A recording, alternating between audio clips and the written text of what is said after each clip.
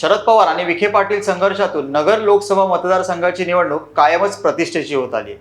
त्याला यावेळची निवडणुकीही अपवाद नाही. गेल्या 3 निवडणुकात या मतदारसंघात राष्ट्रवादी काँग्रेसच्या उमेदवारांचा पराभव होत आलेला असताना आणि त्यांच्याकडे निश्चित उमेदवार नसताना देखील शरद पवार यांनी यावेळी देखील मतदारसंघ आपल्याकडेच घेतलाय. आता निलेश लंके हे सुजय विखे यांच्या विरोधात शरद पवार यांना तगडा उमेदवार मिळाल्याने नगरची यावेळची निवडणूक अधिक रंगतदार होणार आहे, यात तीळ मात्र शंका नाहीये. नमस्कार, मी विक्रांत नलावडे. मुंबई आउटलुकमध्ये आपले स्वागत आहे. राजकीय कुटाणा या सेगमेंटमध्ये आज आपण चर्चा करणार आहोत नगर दक्षिण लोकसभा मतदारसंघाची. नगर जिल्ह्याचे राजकारण घराण्यांभोवती फिरत राहिले. सुरुवातीचा काळ हा काँग्रेसच्या वर्चस्वाचा राहिल्याने घराण्यातील संघर्ष हा काँग्रेसमध्येच होत राहिला. आबासाहेब निंबाळकर, बी.के. खताळ, शंकरराव काळे, शंकरराव कोले, बाळासाहेब विखे, भाऊसाहेब थोरात, यशवंतराव गडाख हा संघर्ष आजच्या पिढ्यांमध्ये कायम आहे. तरीही नगरच्या एकूणच राजकारणामध्ये विखे पाटील यांचे वर्चस्व मात्र कायम राहिले. आता शरद पवार हे नगर जिल्ह्यातील नसूनही विखे पाटील आणि त्यांचा संघर्ष इतका टोकाचा का राहिला असा प्रश्न पडतो ना. त्याला पार्श्वभूमी तशीच आहे. यशवंतराव गडाख आणि बाळासाहेब विखे खटल्याची 1991च्या लोकसभा निवडणुकीवेळी कोपरगाव आणि नगर दक्षिण असे 2 लोकसभा मतदारसंघ होते. काँग्रेसने इकडे नगर दक्षिण मधून यशवंतराव गडाख यांना उमेदवारी दिली. त्याचवेळी कोपरगाव मधून विखे पाटील यांना डावलले. बाळासाहेब विखे यांनी काँग्रेस विरोधात बंडखोरी करत नगरमधून निवडणूक लढवली. गडाख हे शरद पवार यांचे खास निकटवर्तीय.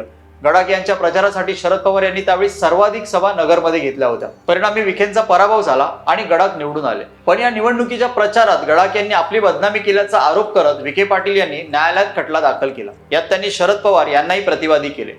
शरद पवार त्यावेळी राज्याचे मुख्यमंत्री होते. नगरच्या सत्र न्यायालयाने विखे यांचा हा खटला ग्राह्य मानत गडाख यांची निवड रद्द केली. पुढे सुप्रीम कोर्टाने सत्र न्यायालयाचा निकाल कायम ठेवत गडाख यांची लोकसभेतील निवड रद्दच ठेवली. मात्र शरद पवार यांना निर्दोष जाहीर केले. पण हा खटला आदर्श आचारसंहितेच्या अंमलबजावणीसाठी दिशादर्शक ठरला. सुप्रीम कोर्टाने निवडणूक प्रचारात वैयक्तिक पातळीवर आरोप प्रत्यारोप होऊ नयेत याची निवडणूक आयोगाने काळजी घ्यावी असे निर्देश दिले. आणि याच दरम्यान टी.एन. शेषन मुख्य निवडणूक आयुक्त झाले. त्यांनी आदर्श आचारसंहिता काय असते याचा वस्तपाठच घालून दिला. पण तेव्हापासून पवार आणि विखे संघर्ष कायम आहे, तो आजतागायत.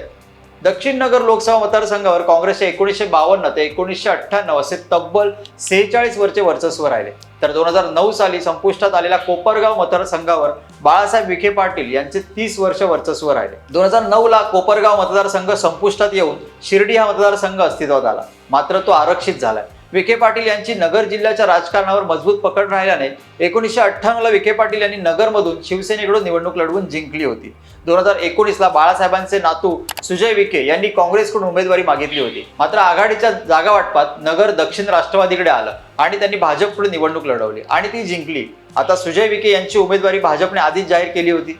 मात्र राष्ट्रवादीत फूट पडल्याने शरद पवार यांना तुल्यबळ उमेदवार मिळत नव्हता. मात्र अजित पवार गटाचे आमदार निलेश लंके यांनी आमदारकीचा राजीनामा देत लोकसभा लढवण्याचे जाहीर केल्याने आता सुजय विखेंना तगडे आव्हान उभं राहिले आहे. निलेश लंके यांची जनसामान्यांचा कामाचा माणूस म्हणून प्रतिमा आहे. तर गेल्या काही दिवसातील सुजय विखे यांनी वादग्रस्त वक्तव्यांनी मतदारांची नाराजी ओढवून घेतली. मात्र त्यांच्यासाठी महायुतीचा एकत्रित ताकद ही जमेची बाजू असणार आहे.